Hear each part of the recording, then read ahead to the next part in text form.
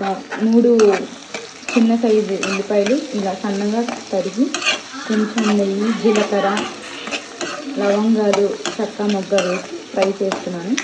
And 3 medium size టమాటాలు కూడా, and ఒక 2 పచ్చిమిర్చి, అంటే మీ ఘాటుకు తగినంత. ఆనియన్స్ వేయాక టమాటాలు వేసి ఫ్రై చేసుకోవాలి.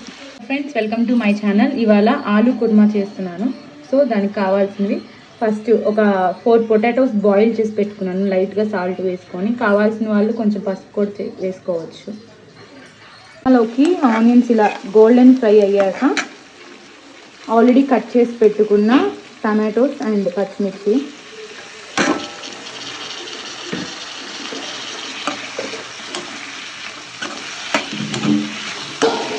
ఇది బాగా కుక్ అయిపోయి వాటర్ ఎగిరిపోయే వరకు ఫ్రై చేసుకోవాలి. ఈలోపు బంగాళదుంపల మీద ఉన్న తొక్కుని పీల్ చేసుకుందాం. అది దగ్గరగా వచ్చేసాక కొంచెం అల్లం పేస్ట్ వేసుకోండి. మరీ ఎక్కువ వద్దు, ఘాటు ఎక్కువ అయిపోతుంది. ఏదైనా మీ స్పైసెస్ తగ్గట్టు. సో అల్లం పేస్ట్ వేసుకొని పచ్చి వాసన పోయే వరకు వేయించే తర్వాత మసాలాలు వేసుకున్నాం. కారం, ధనియాల పొడి, కొంచెం గరం మసాలా వేసి ఫ్రై చేయాలి.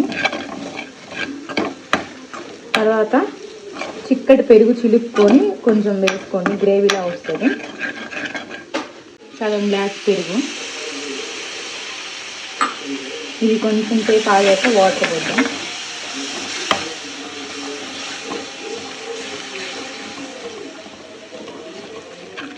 స్పైసెస్ని మైల్డ్ చేసేస్తుంది. పెరుగు వేయగానే కలరు, ఫ్లేవరు అంతా మారిపోయింది. సో అదే గ్లాస్తో వాటర్ పోద్దాం. Glass water.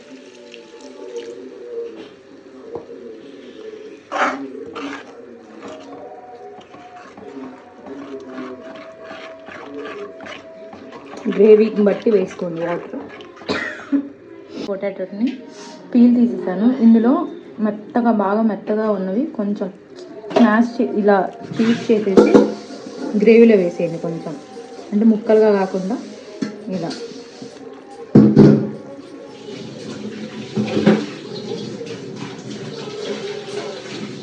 ఒక చిన్న సైజు హాఫ్ ముక్క వేసేసుకున్నాను, టేస్ట్ బాగుంటుంది. స్మాష్ చేసేసుకొని వేసుకోండి. మిగతా పీసెస్ కానీ వేసుకోండి.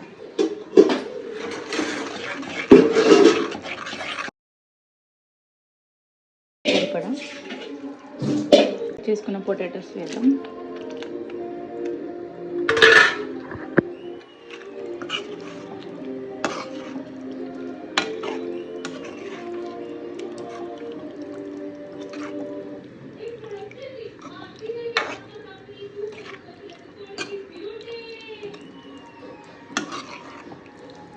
ఎక్కువ కలుపుకోండి, అంటే బాయిల్ చేసిన దాన్ని బట్టి. కొంచెం గట్టిగా బాయిల్ చేస్తే ముక్కలు ఎరిగిపోదు.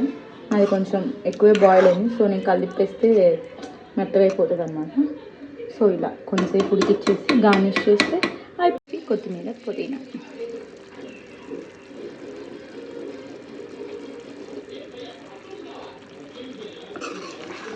అయిపోయింది మన ఆలు కుర్మా. సో మీరు కూడా ట్రై చేసి ఎలా ఉందో కమెంట్ చేయండి. Thank you for watching.